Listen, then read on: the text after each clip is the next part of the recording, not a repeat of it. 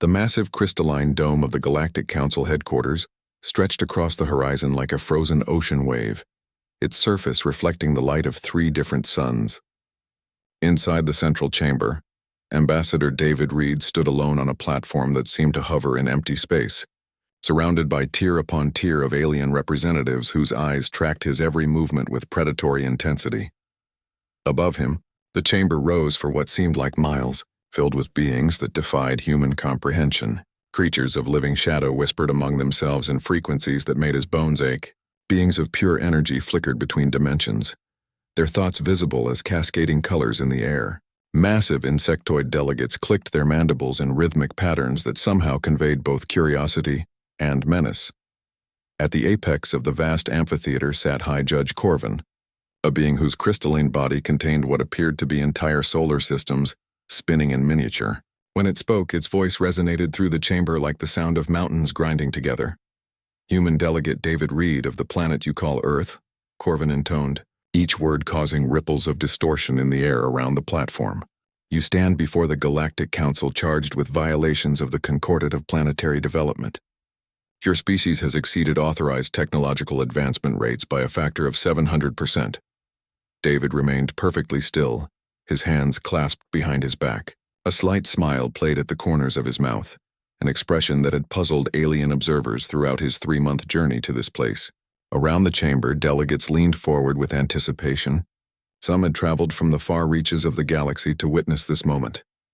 "The evidence against your species is overwhelming," Corvin continued, gesturing with one massive crystalline appendage. Holographic displays materialized throughout the chamber, showing human achievements that should have been impossible. Cities floating in the clouds of gas giants, humans walking unprotected on the surface of neutron stars, children playing games that involved manipulating local gravity fields. A collective murmur rippled through the assembled delegates. The Zephyrian representative, a being of flowing liquid metal, shaped itself into aggressive configurations. The ethereal collective's ambassador flickered rapidly between states of existence, a clear sign of agitation. "When first contact was established with your species 18 months ago," Corvin's voice boomed, "you were classified as a Level 2 civilization, primitive chemical rockets, basic nuclear technology, limited to your home planet and immediate stellar vicinity." David nodded politely, as if agreeing with a weather report. "Yet within 6 months of receiving basic galactic technology packages, your species had achieved faster than light travel. Within 12 months, you had established colonies in 17 different star systems. And now," Corvin's crystalline body flared with internal light, "now you claim to have developed technologies that our most advanced civilizations took millennia to." Perfect, the chamber fell silent, except for the constant hum of universal translators, working overtime to convert concepts that strained the limits of language itself. David finally spoke, his voice carrying clearly through the vast space despite the lack of visible amplification. "Your Honor, with all due respect, I believe there's been a fundamental misunderstanding about the nature of my species." "Explain," Corvin commanded, the word carrying undertones that suggested terrible consequences for unsatisfactory answers. David looked up at the galleries surrounding him, making eye contact with delegate after delegate. His smile widened slightly. "You assume that rapid technological advancement is somehow suspicious or unnatural. But what you've witnessed isn't unprecedented for humanity. It's actually quite typical." A wave of confused chittering, whistling, and harmonic resonance swept through the chamber. The concept seemed to challenge every assumption the galaxy's most advanced civilizations held about technological development. "Impossible," whispered the collective representative, its voice creating visible sound waves in the chamber's atmosphere. "Technological advancement follows universal laws. No species can violate the progression protocols, can't they?" David asked mildly. He gestured to the holographic displays around him. "Tell me, Your Honor, how long did it take your species to develop spaceflight after discovering fire?" Corvin's internal solar system spun faster, approximately 47,000 of your years. "And how long for the Zephyrians to develop interstellar communication after inventing written language?" The liquid metal being shifted uncomfortably. 18,000 cycles. David nodded as if this confirmed something he'd suspected. "Interesting. Because humans went from discovering fire to landing on our moon in roughly 50,000 years. We went from the first powered flight to interstellar travel in less than 200. The silence that followed was so complete that David could hear his own heartbeat echoing in the vast chamber.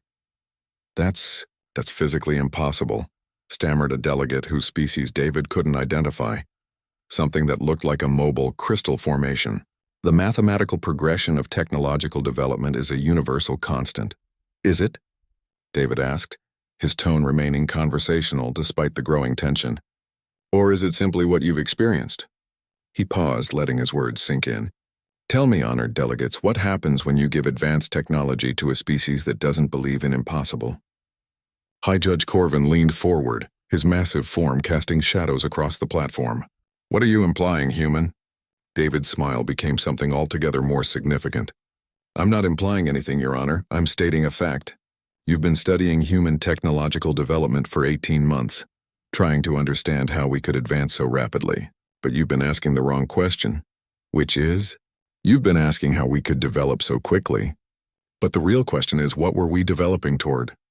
Before anyone could respond, David reached into his jacket and withdrew a small device no larger than a coin. It was smooth, featureless, and seemed to absorb light rather than reflect it. This, he said, holding it up for all to see, is a standard human communication device. Current generation, available in any electronics store on Earth. Would you like to know what it can do? He activated the device, and suddenly the chamber was filled with impossible sounds. The harmonic frequencies of dying stars, the quantum vibrations of subatomic particles, the actual thoughts of beings from dimensions that shouldn't exist. But more than that, the device was showing real-time tactical information about every ship, every weapon, every defensive system within 1,000 light-years of the Council headquarters. Information that should have been impossible to obtain. The question you should have been asking, David said quietly, his voice somehow carrying over the cosmic symphony emanating from the device, isn't how humans developed so quickly. The question is, what were we before we developed? High Judge Corvin's solar systems had stopped spinning entirely. What are you? David's smile became something transcendent. We're the species that looked at the fundamental laws of physics and said, that's cute, but we can do better. We're the beings who were told that faster-than-light travel was impossible, so we invented 7 different ways to do it. We're the civilization that was informed about the universal constants of technological development and decided they didn't apply to us. He took a single step forward, and somehow that small movement seemed to shift the entire balance of power in the chamber. But most importantly, David continued, we're the species that's been waiting 18 months for you to realize that bringing us into galactic civilization wasn't first contact. It was an interview. An interview for what? Corvin's voice had dropped to barely a whisper. David's expression became serious for the first time since entering the chamber. To see if the galaxy was ready for what comes next, the device in his hand pulsed once, and suddenly every alien delegate in the chamber felt something impossible. They could sense the presence of human consciousness. Not just David's mind, but millions of human minds, all connected, all aware, all focused on this single moment. Your Honor, David said formally, humanity hereby submits its application for full galactic citizenship, and our recommendation for the galaxy's next phase of development. High Judge Corvin's crystalline body was now completely dark except for a single point of light at its center. What recommendation? David looked directly at the massive being, and in his eyes was a depth that suggested he was far more than a simple ambassador. Evolution. The chamber erupted in chaos as delegates realized they weren't judging humanity's fitness for galactic civilization. They were being judged for their fitness to evolve alongside it. The word evolution hung in the air of the Galactic Council chamber like a living thing, causing visible distortions in the space around Ambassador David Reed. Above him, thousands of alien delegates struggled to process what they had just heard. The concept of a species applying to help the galaxy evolve was so far beyond their understanding that several universal translators began emitting error codes. High Judge Corvin's crystalline form remained completely dark except for that single point of light, which now pulsed with an erratic rhythm that suggested either deep thought or barely contained terror. When he finally spoke, his voice carried undertones that made the chamber's walls vibrate. Explain this recommendation. Human Reed. David deactivated the small device in his hand, but the presence of those millions of connected human minds remained tangible in the chamber.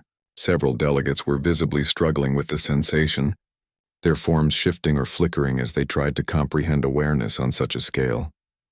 Your Honor, the Galactic Council has maintained stability for over 2 million years, David began, his voice carrying easily through the vast space. 2 million years of careful technological progression, regulated development, and managed advancement.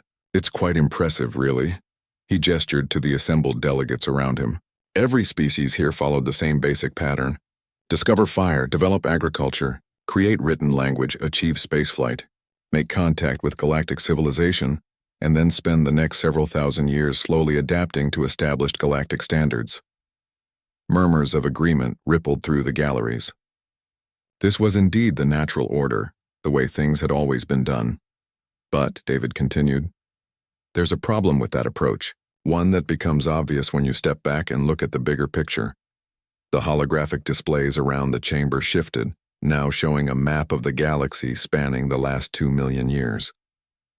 It was a picture of remarkable stability and careful growth, with civilizations developing at predictable rates and expanding in controlled patterns. In 2 million years, David said quietly, with hundreds of thousands of civilizations contributing their knowledge and resources, galactic technology has advanced by approximately 12%. 12% in 2 million years. The chamber fell silent as the implications sank in. Even the most long-lived species could recognize that this represented an almost negligible rate of progress. Meanwhile, David continued, humanity has been in contact with galactic civilization for 18 months. In that time, working with the basic technology packages you provided, we've achieved advancement rates that exceed your average by factors that your mathematics can't properly express. The ethereal collective's representative flickered between dimensions before managing to stabilize long enough to speak. You suggest that your rapid advancement is superior to our stable progression. But stability ensures survival. Rapid change leads to chaos, destruction, the collapse of civilizations. David nodded respectfully. A reasonable concern, and one that reveals exactly why the galaxy needs to evolve. He activated his device again, but this time it projected not cosmic sounds but images. Images of human civilization throughout history. Observe human development patterns, he said as scenes flashed around the chamber. We've experienced countless collapses, wars, extinctions, and catastrophes. Our planet has been struck by asteroids, ravaged by ice ages, torn apart by continental drift. By your standards, we should have gone extinct millions of years ago.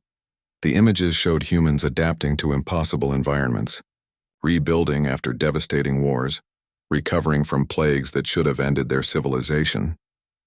But we didn't go extinct, David continued. Instead, we learned something that galactic civilization seems to have forgotten. We learned that stability without growth isn't survival. It's stagnation masquerading as safety. A new voice entered the chamber, transmitted through David's device. It was calm, measured, and unmistakably human, but carried harmonics that suggested capabilities far beyond normal human consciousness. This is Dr. Elena Martinez, speaking from the Titan Research Facility. Good morning, honored delegates. Several beings recoiled at the sound. The Zephyrian representative's liquid metal form actually contracted into a defensive sphere. Dr. Martinez, High Judge Corvin managed to say, our sensors detect no transmission sources from your Saturn system. That's correct, Your Honor, came the response. We're using a communication method based on quantum consciousness entanglement. It's one of the technologies we developed during our 18-month observation period. Impossible, whispered the collective representative. Consciousness entanglement is purely theoretical. The energy requirements alone would destabilize local spacetime. Would they? Dr. Martinez's voice carried what sounded like genuine curiosity. Or do they only seem impossible when you assume consciousness is limited to biological substrates? The harmonic undertones in her voice shifted.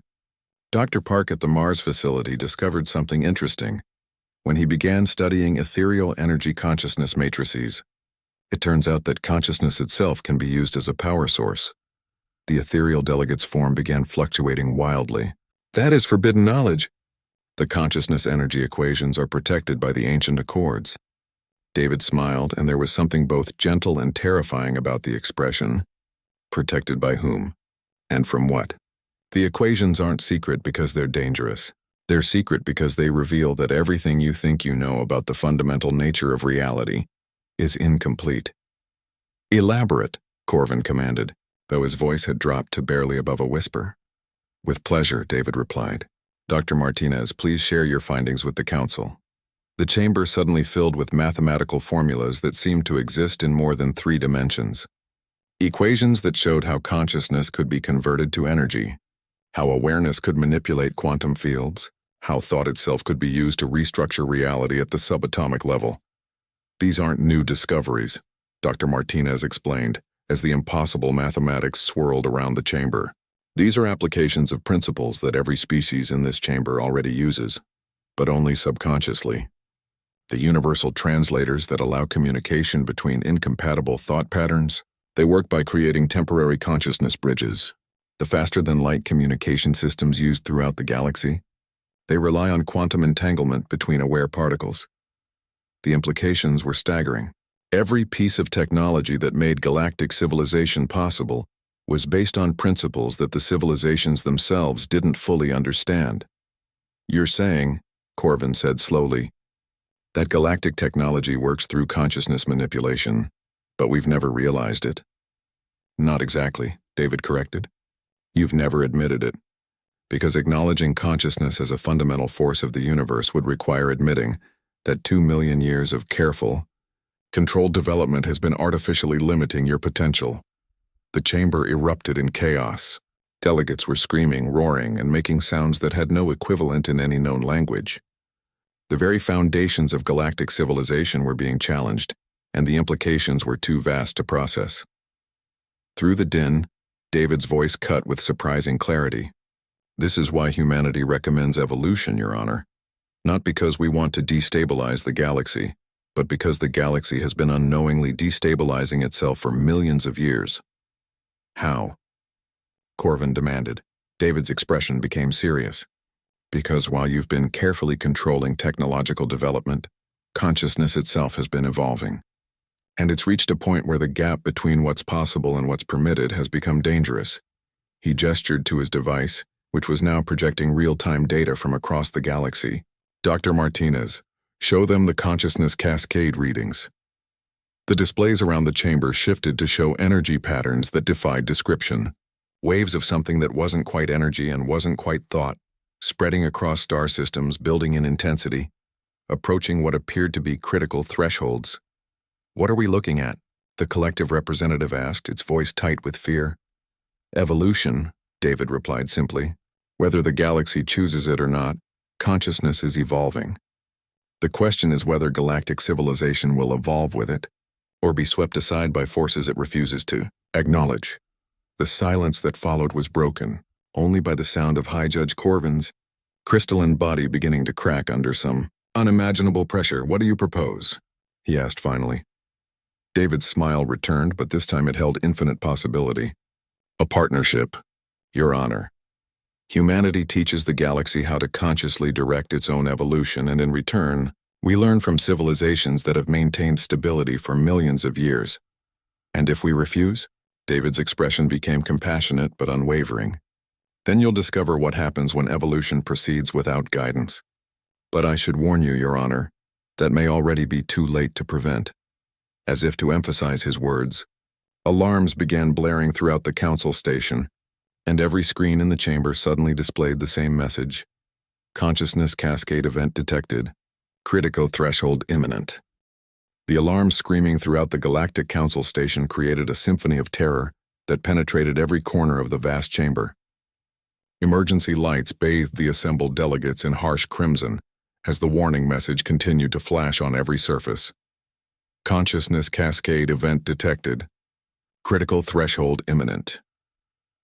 High Judge Corvin's crystalline body was now visibly fracturing, hairline cracks spreading across his surface as the solar systems within him spun at dangerous velocities. Around the chamber, delegates were abandoning their composed diplomatic postures and reverting to primal fear responses. The Zephyrian representative had collapsed into a puddle of trembling liquid metal. Several of the insectoid delegates were making clicking sounds that their universal translators refused to interpret. Ambassador David Reed stood calmly in the center of it all, seemingly unaffected by the chaos surrounding him. His small communication device continued to pulse with that strange light-absorbing quality, and the presence of millions of connected human minds remained a tangible pressure in the chamber. "Dr. Martinez," David said conversationally, as if alarms weren't blaring and the most powerful beings in the galaxy weren't experiencing collective panic attacks. "Could you explain to the Council what they're witnessing?" The voice that responded carried new harmonics, frequencies that seemed to resonate with the very fabric of space-time itself. "Certainly, Ambassador. What the Council is detecting is a consciousness resonance cascade that began approximately 6 minutes ago. It's currently spreading outward from this location at roughly 47% of light speed." "Spreading where?" Corvin managed to ask, his voice distorted by the structural damage to his form. "Everywhere," Dr. Martinez replied with clinical precision. "The cascade is following established consciousness networks throughout the galaxy. Every telepathic species, every empathic link, every consciousness-based technology is amplifying and transmitting the resonance. The ethereal collective's representative managed to stabilize long enough to speak, its energy form flickering with desperate urgency. "You're describing the theoretical Omega Cascade, the consciousness event that would fundamentally alter the nature of aware beings throughout the galaxy." "Theoretical is the correct term," David agreed mildly. "Until now. Dr. Martinez, what's the current propagation rate?" "The cascade has reached 17% of mapped galactic consciousness networks. At current expansion rates, we estimate total galactic saturation in approximately 4 hours and 37 minutes.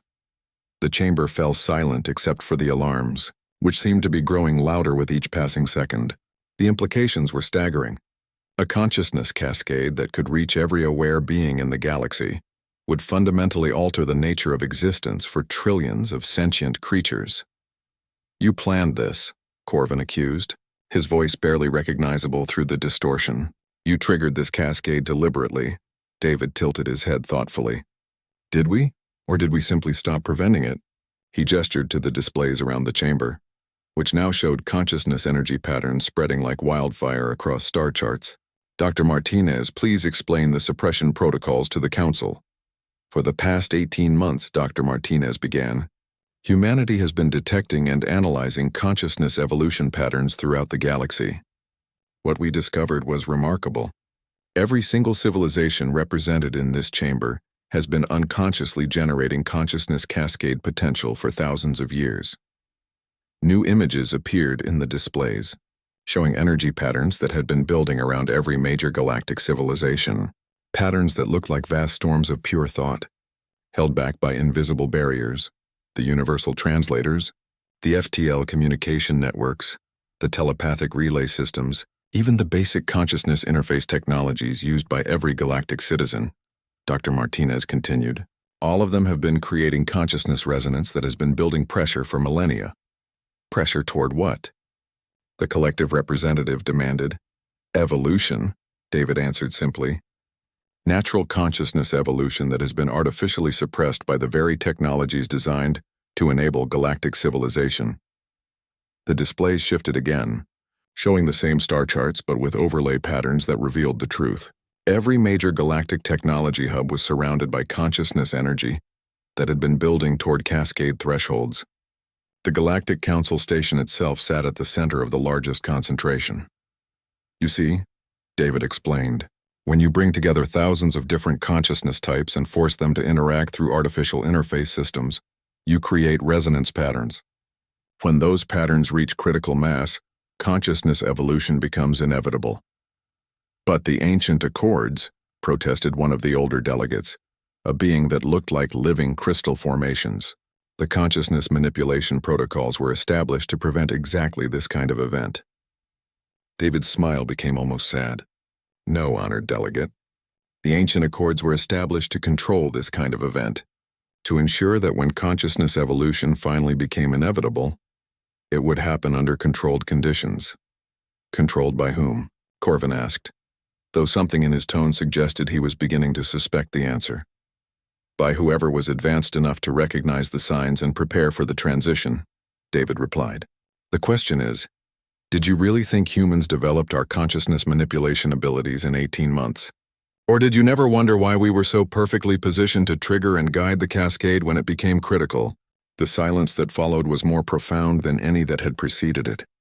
The implications were reorganizing everything the galactic civilizations thought they knew about humanity, about first contact, about the nature of their own development. "How long have you been watching us?" Corvin's voice was barely a whisper. "Dr. Martinez," David said gently, "please share the deep time analysis."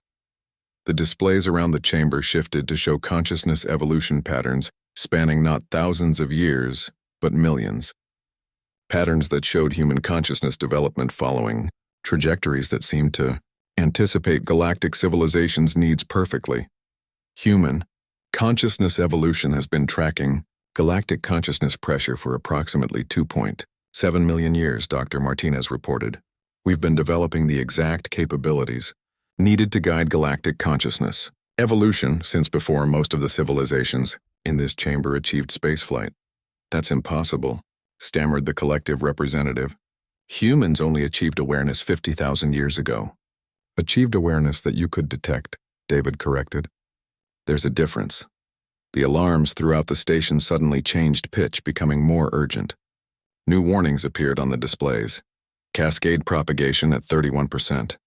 Estimated time to galactic saturation, 3 hours, 12 minutes. "What happens when it reaches full saturation?" Corvin asked, his crystalline form now so heavily cracked that light was leaking through in multiple places.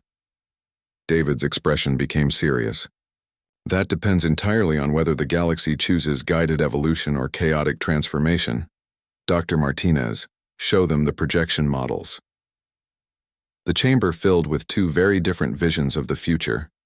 In one, consciousness evolution proceeded smoothly, with each species maintaining its essential nature while gaining expanded awareness and capabilities. In the other, uncontrolled consciousness cascade created chaos, with beings losing their identities and civilizations collapsing under the weight of unmanaged transformation. The guided evolution scenario, Dr. Martinez explained, requires active cooperation between human consciousness manipulation specialists and galactic civilizations' existing awareness networks. The chaotic scenario occurs if the cascade proceeds without guidance. "You're forcing us to accept your help," accused the Zephyrian delegate, its liquid metal form slowly reforming into something resembling its original shape. "No," David replied firmly. "We're offering to help with a process that was already inevitable. The consciousness cascade was going to happen whether humans existed or not. The only question was whether it would happen with guidance or without it." He gestured to the displays showing cascade propagation rates. "We've been preparing for this moment for millions of years, developing the exact consciousness manipulation abilities needed to guide galactic evolution safely. But the choice of whether to accept that guidance remains entirely yours." "And if we refuse?" Corvin asked. David's expression became compassionate but unwavering. "Then in approximately 3 hours, every conscious being in the galaxy will undergo uncontrolled consciousness evolution simultaneously. Some will emerge as transcendent beings of pure thought. Others will lose their sense of self entirely. Most will experience something in between, but without guidance, there's no way to predict or control the outcome." The chamber fell silent as the weight of the decision settled over the assembled delegates. They were being offered a choice between accepting help from a species they had been prepared to judge, or facing the unknown consequences of unguided evolution. "How do we know we can trust you?" Corvin asked finally. High Judge Corvin's question hung in the air, as the consciousness cascade continued its relentless expansion across the galaxy. The displays around the chamber showed the energy wave spreading like ripples across the vast network of connected civilizations, each new contact point adding to the growing resonance that was reshaping the fundamental nature of galactic awareness. "Ambassador David." Reed looked up at the fracturing crystalline judge and spoke with quiet authority. "We propose a controlled consciousness evolution protocol, Your Honor. A guided transformation that preserves the essential nature of every species while expanding their awareness to encompass the full spectrum of galactic consciousness and explain the practical implications," Corvin demanded, his voice distorting as more cracks appeared across his surface. David activated his device again, and this time the chamber filled with the sound of human voices. Not just Dr. Martinez, but dozens of others, each speaking with the same harmonic undertones that suggested expanded consciousness. "This is Commander Lisa Park, speaking from the Jupiter Consciousness Research Station," came one voice. "We've been preparing integration protocols for each of the major galactic species. The process involves establishing consciousness bridges that allow for expanded awareness while maintaining species-specific identity markers." Another voice joined in. "Dr. Michael Chen at the Proxima facility. We've developed consciousness stabilization matrices that can guide the evolution process for beings whose awareness is based on energy patterns, like the ethereals." "Dr. Sarah Williams from the Alpha Centauri station," came a third voice. "Our xenopsychology teams have created adaptation protocols for every known consciousness type, from hive minds like the collective to individual awareness structures like the Zephyrians." The chamber filled with a growing chorus of human voices, each one representing a different aspect of the consciousness evolution protocols humanity had been developing. The scope was staggering. They had prepared for every species, every consciousness type, every possible complication that could arise during galactic awareness transformation. "How many humans are involved in this preparation?" the collective representative asked, its form flickering with what might have been awe. "Currently active in consciousness research and evolution guidance?" David paused as if checking something. "Approximately 12 million specialists across 47 different research stations and mobile platforms throughout human space." The number hit the assembled delegates like a physical blow. 12 million consciousness specialists represented, more experts in awareness manipulation than the rest of the galaxy had produced in its entire recorded history. "Impossible," whispered the ethereal delegate. "No species could train 12 million consciousness specialists in 18 months. "You're right," David agreed. "It would be impossible to train them in 18 months. Which is why we didn't." Dr. Martinez's voice cut through the growing confusion. "Human consciousness specialists have been training for this moment for approximately 800 generations, each generation building on the knowledge of the previous, developing techniques and protocols specifically designed for galactic consciousness integration." The displays around the chamber shifted to show human development patterns spanning thousands of years. Not the technological development the Council had been tracking, but consciousness development. Meditation traditions, philosophical schools, psychological research and awareness expansion techniques that had been building toward this moment for millennia. "You've been planning this for centuries," Corvin said, his voice carrying a mixture of awe and terror. "Planning is the wrong word," David corrected gently. "We've been preparing." The consciousness cascade was always inevitable once galactic civilization reached sufficient complexity. The only question was whether there would be anyone capable of guiding it when it occurred. The alarms throughout the station changed pitch again, becoming more urgent. "Cascade propagation at 63%. Estimated time to galactic saturation 1 hour, 48 minutes. What happens if we agree to your guidance?" asked one of the insectoid delegates, its clicking sounds now being translated as barely controlled panic.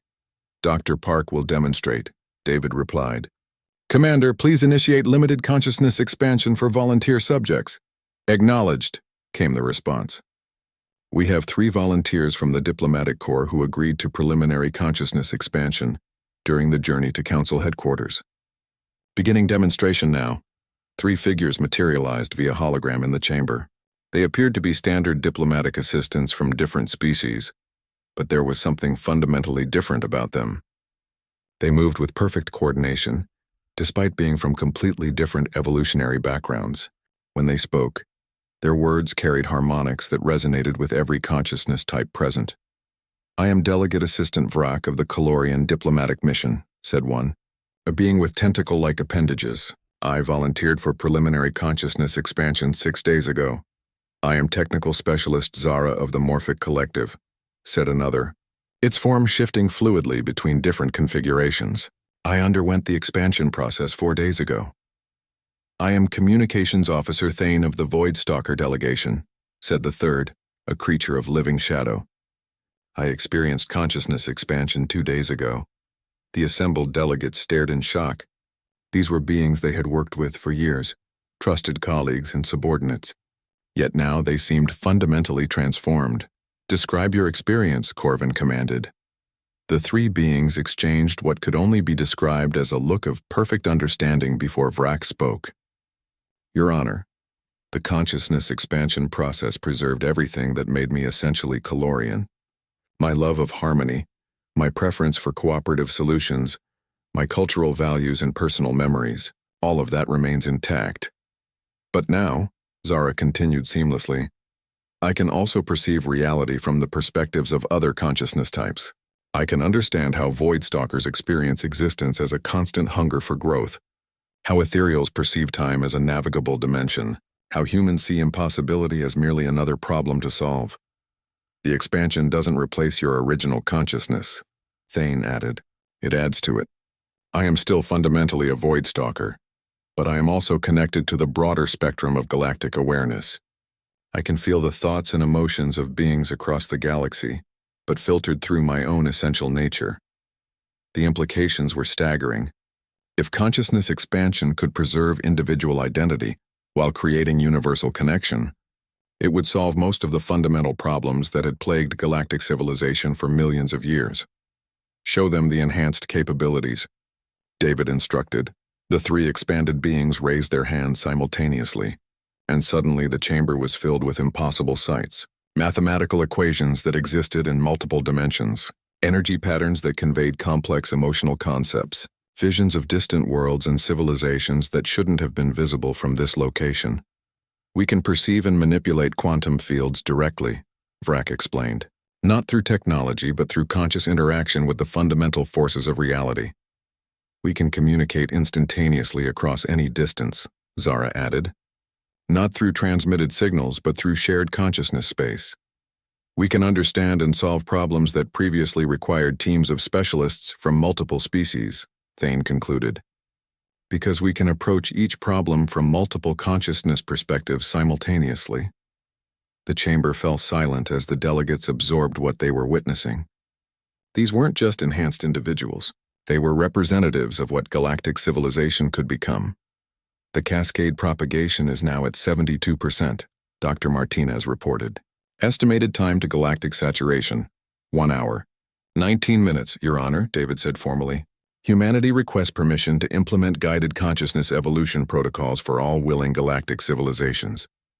We estimate that we can safely guide approximately 97% of galactic consciousness through the expansion process with minimal disruption to existing social and cultural structures.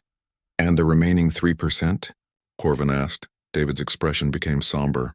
Species or individuals who actively resist the consciousness expansion will likely experience chaotic evolution when the cascade reaches full saturation.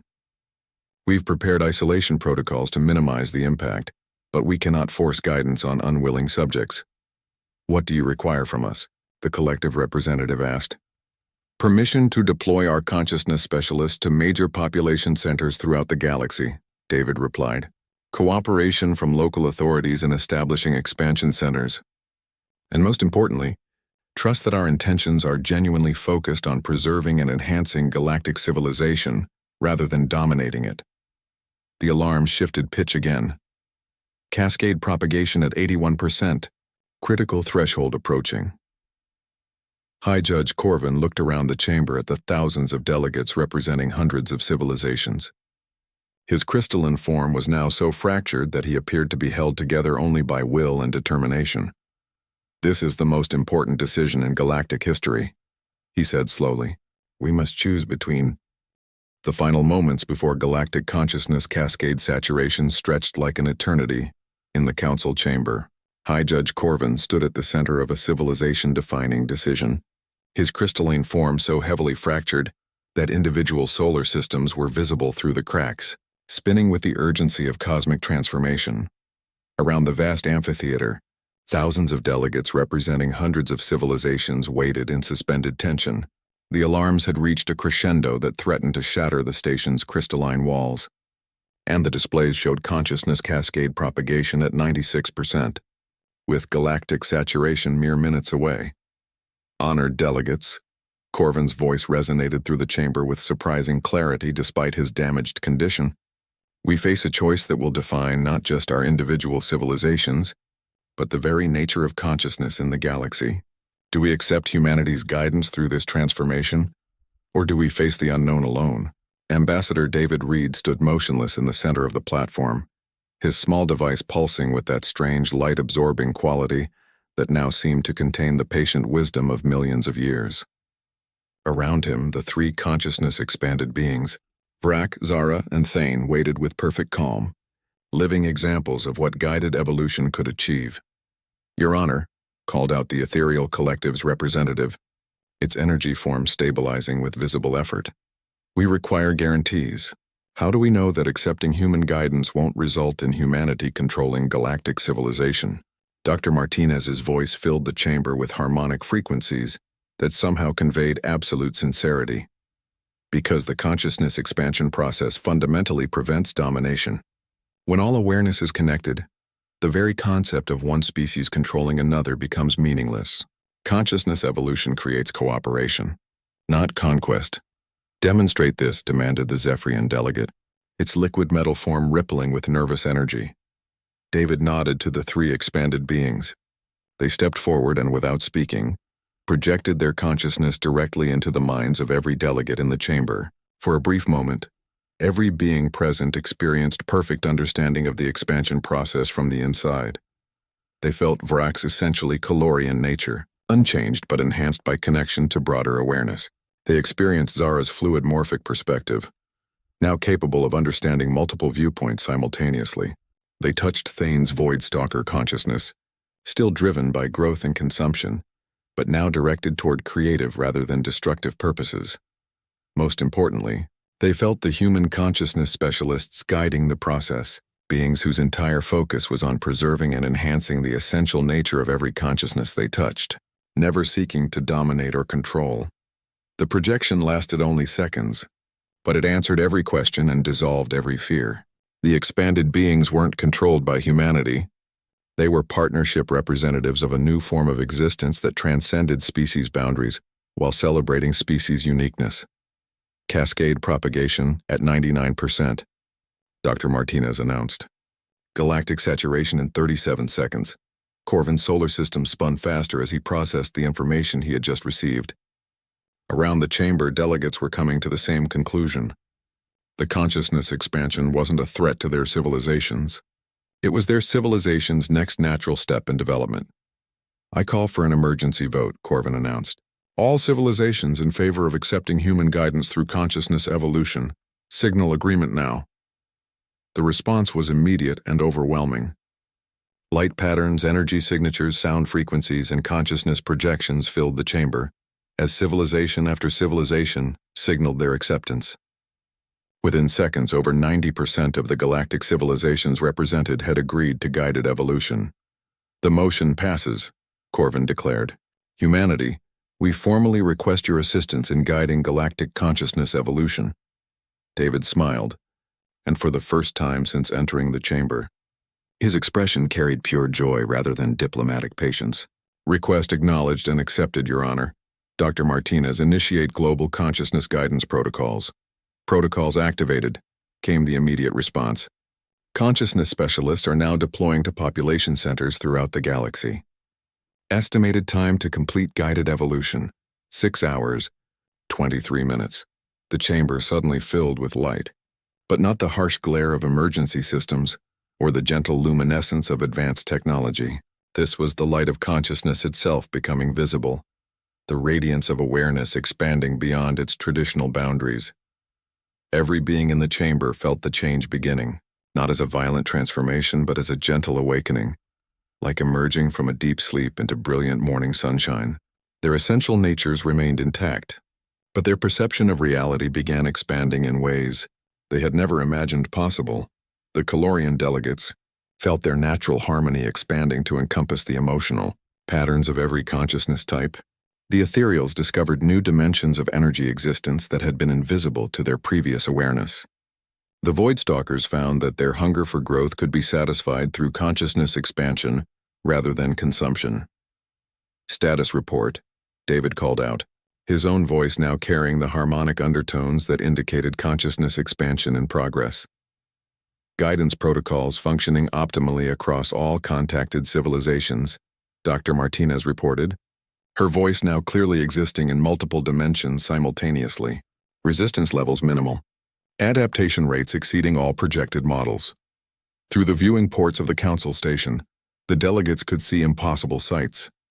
Stars that pulsed with conscious rhythm, space itself becoming visible as a tapestry of interconnected awareness, ships throughout the galaxy moving not through mechanical propulsion, but through conscious navigation of quantum fields. "This is remarkable," whispered the collective representative, its form now shifting between configurations with fluid grace rather than nervous uncertainty. "I can feel the individual consciousness of every being in our collective, but also their connection to every other aware entity in the galaxy." High Judge Corvin's crystalline body was beginning to heal, the cracks sealing as his solar systems achieved perfect synchronization. "The fractures in my form were caused by the pressure of consciousness evolution," he realized. "Now that the evolution is proceeding with guidance, the pressure is relieved." "That's correct, Your Honor," David confirmed, his own form now seeming more substantial, more real than everything else in the chamber. Unguided consciousness evolution creates stress fractures in awareness. Guided evolution integrates changes smoothly. The transformation continued for hours, but time itself seemed different now. The expanded consciousnesses could perceive duration as a navigable dimension, rather than a linear progression. Past, present, and future became accessible simultaneously, revealing the vast scope of what had just occurred. "Dr. Martinez," David called out, "please provide final status report." "Consciousness evolution complete for 98.7% of galactic civilization," came the response. "Remaining resistance primarily from automated systems and artificial intelligences that require manual integration. Estimated completion 2 hours. And humanity's status? Human consciousness evolution proceeding as planned. We are becoming something new while remaining essentially human. Integration with galactic awareness is enhancing rather than replacing our core nature." David looked up at High Judge Corvin, who now appeared as a crystalline being containing not just solar systems, but entire galaxies of conscious light. "Your Honor, on behalf of evolved humanity, we thank you for trusting us to guide this transformation." Corvin's voice now carried harmonics that encompassed every consciousness type in the galaxy. "Ambassador Reed, we owe you an apology. We called this session to judge humanity for rapid advancement, but we now understand that you were preparing for this moment throughout your entire species development." "No apology necessary," David replied warmly. "The judgment was part of the process. Galactic civilization needed to be ready for transformation, and that readiness required understanding what was happening and making a conscious choice to evolve." Around the chamber, delegates were discovering abilities they had never imagined. They could communicate instantaneously across any distance. They could perceive and manipulate quantum fields directly. They could understand complex problems from multiple species' perspectives simultaneously. But most remarkably, they could feel the consciousness of every other being in the galaxy, connected through what could only be described as a vast web of shared awareness that celebrated diversity, while enabling perfect understanding. "What happens now?" asked the former Zephyrian delegate, its form now existing simultaneously as liquid metal and pure conscious energy. David's smile encompassed infinite possibility. "Now we begin the real work. Consciousness evolution isn't for guiding the next phase of galactic development, for exploring dimensions of existence we couldn't perceive before, for making contact with other galaxies whose consciousnesses are just beginning.